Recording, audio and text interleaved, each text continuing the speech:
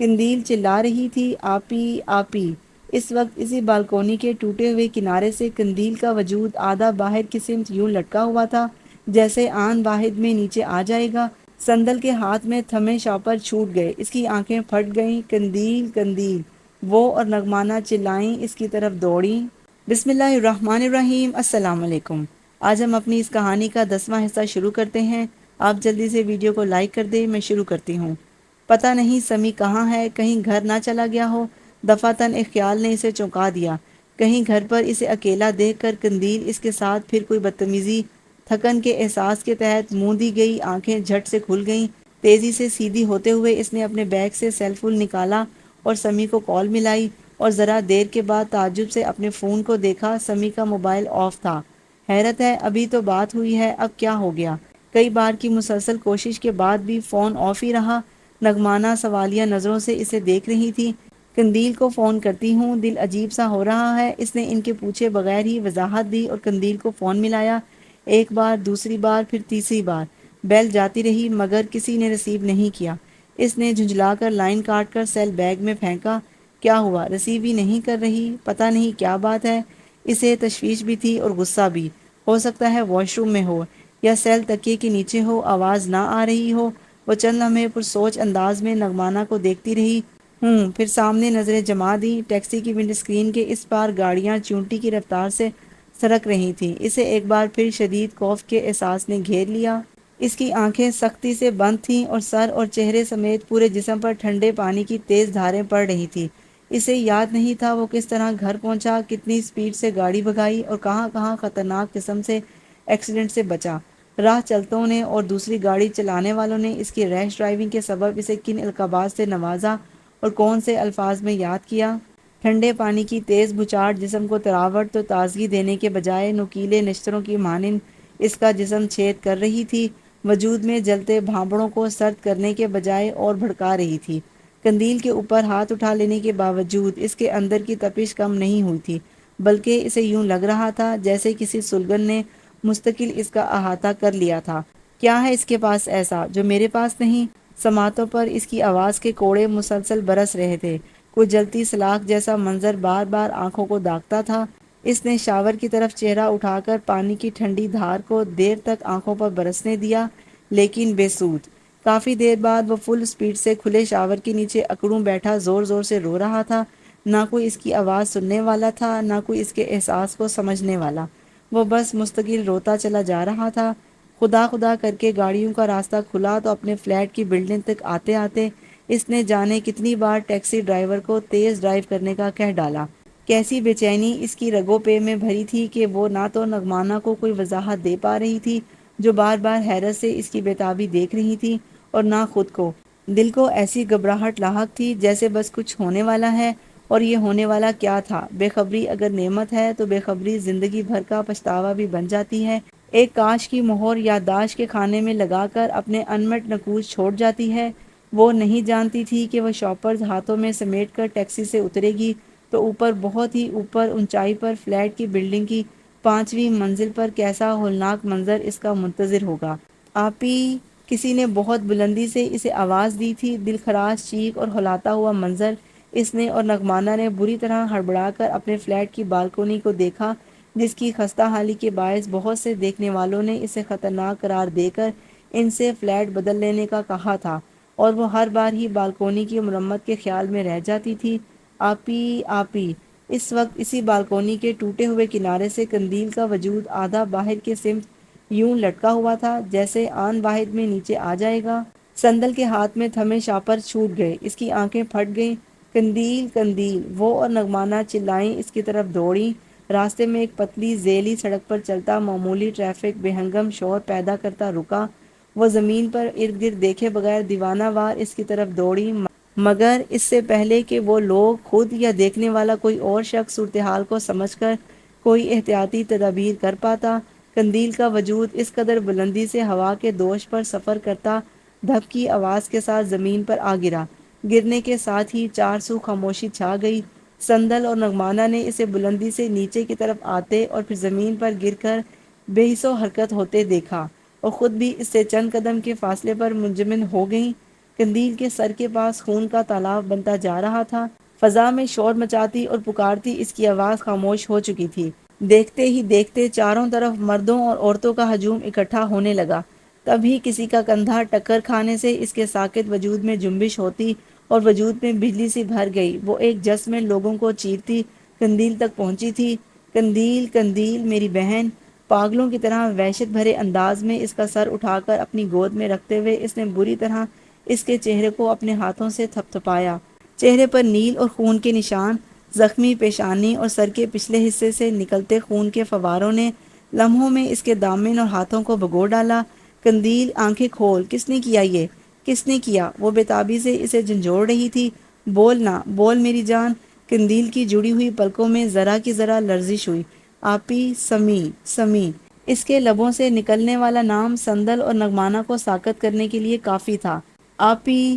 کسی نے دور سے، اونچائی سے، بہت بلندی سے اسے پکارا اور وہ بری طرح بھوکلا کر کسی ڈراؤنے خواب سے جاگی۔ پھر سامنے کھڑی اسے تشویش سے دیکھتی نگمانا کو دیکھتی گہری سانس لے کر پھر پرسکون ہو گئی۔ کیا بات ہے سنی، تم اتنی جلدی واپس آ گئیں؟ کوئی مسئلہ ہو گیا تھا کیا؟ اس نے اپنی لہو رنگ آنکھیں اٹھا کر انہیں دیکھا، پھر نظریں جھکا لیں۔ اس کے پاس جواب میں کہنے کے لیے کچھ نہ تھا۔ کیا بات ہے سندل، بتا دو مجھے، اگر بہتر سمجھو۔ انہیں آج بھی سندل سے کوئی بات پوچھنے کے لیے یا شیئر کرنے کے لیے معاملہ سندل کی مرضی پر چھوڑنا پڑتا تھا۔ ماما! اس کی پرسوچ نظریں بالکونی سے باہر نظر آتے منظر پر بھٹک رہی تھیں۔ 5ویں منزل سے نیچے گرنے میں کتنی تکلیف ہوتی ہوگی؟ اس کے بہت ٹھنڈے لہجے نے نگمانا کو بری طرح ڈرا دیا تھا۔ بہت تکلیف ہوتی ہوگی نا؟ ہم محسوس نہیں کر سکتے ہڈیاں ٹوٹنے کا درد، سر پھٹنے کا درد اور ریڑھ کی ہڈی، لیکن ہم اندازہ تو کر سکتے ہیں نا۔ اس کی بھید بھری سرگوشی نما آواز اتنی ہلکی تھی کہ نگمانا کو بغور سننی پڑ رہی تھی۔ انہوں نے اس کی آنکھوں سے آنسو نکل کر بہتے دیکھے۔ سندل بیٹا! انہوں نے دھیرے سے آگے بڑھ کر اس کے کندھے پر ہاتھ رکھا۔ آج اتنے سالوں بعد تم یہ سب کیوں کہہ رہی ہو؟ آج اتنے سالوں بعد قندیل کی یاد پھر سے آ رہی ہے ماما؟ آج اتنے سالوں بعد یوں لگ رہا ہے قندیل ابھی ہم سے بچھڑی ہے؟ لیکن کیوں؟ تم تو اچھی بھلی سمیر کی بہن کی منگنی میں گئی تھی نا، پھر اتنی جلدی کیوں آ گئیں واپس؟ کیا بات ہوئی ہے وہاں؟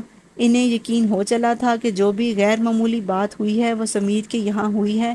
ایک تو وہ جانے کے تھوڑی دیر بعد ہی واپس آ گئی تھی، یوں جیسے راستے سے یا وہاں پہنچتے ہی واپس پلٹ آئی ہے۔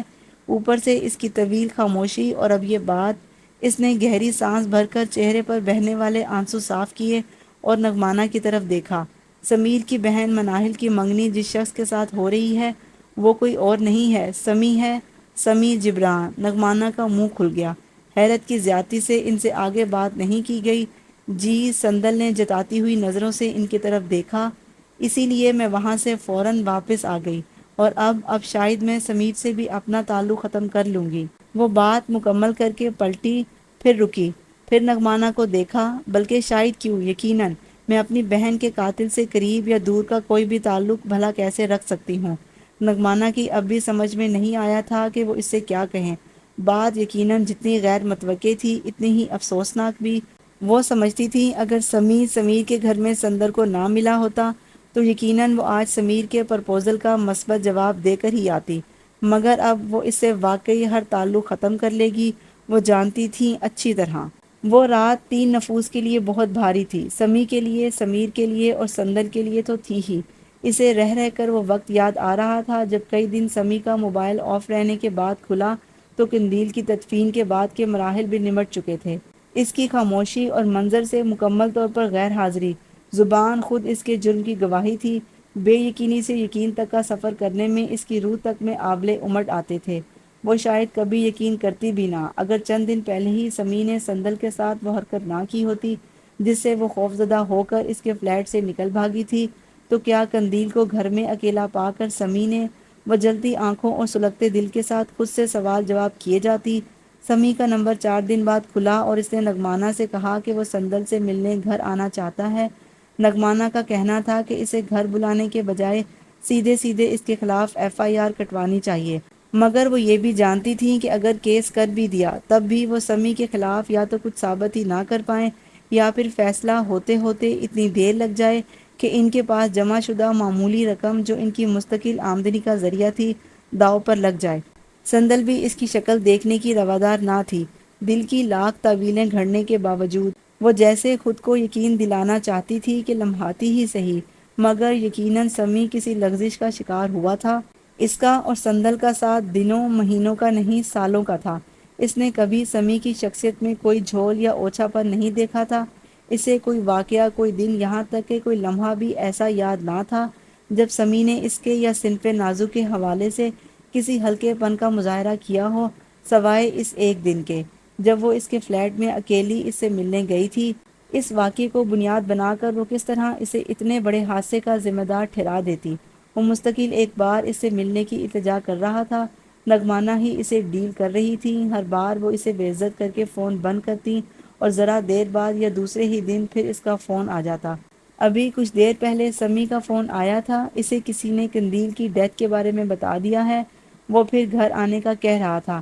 میں نے اس کی کال بلاک کر دی ہے، بہتر ہوگا تم بھی کر دو۔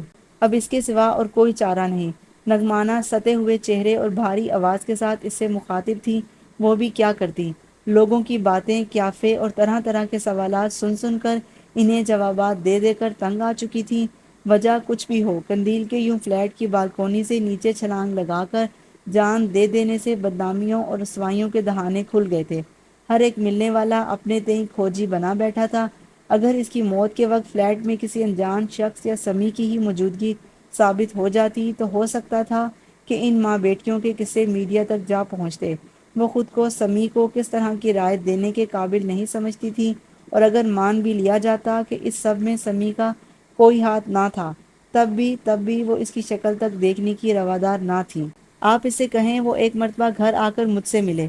سندل کی سپاٹ آواز پر انہوں نے اسے یوں دیکھا جیسے اس کا دماغ چل گیا ہو۔ کیا کہہ رہی ہو؟ تم ہوش میں تو ہو؟ اس نے بنا کچھ کہے اس بات میں سر ہلا دیا۔ نگمانہ اب کی بار کچھ کہنے کے بجائے شاکی نظروں سے اسے دیکھتی فون ملانے لگی۔ جو بات میں تمہیں بتانے جا رہا ہوں، پلیز اسے صبر اور حوصلے کے ساتھ سننا۔ آج بس یہیں تک ختم کرتے ہیں، مزید سننے کے لیے میرے ساتھ رہیے گا۔ اگر آپ نے ابھی تک ویڈیو کو لائک نہیں کیا تو پلیز لائک کر دیں، اور میری موٹیویشن کے لیے چینل کو سبسکرائب بھی ضرور کر دیں، اور بیل آئیکن پریس کر دیں تاکہ آنے والی ہر ویڈیو کا نوٹیفیکیشن آپ کو مل سکے۔ میری دعا ہے کہ اللہ آپ کو آسانیاں عطا فرمائے اور آسانیاں تقسیم کرنے کا شرف عطا فرمائے۔ جزاک اللہ۔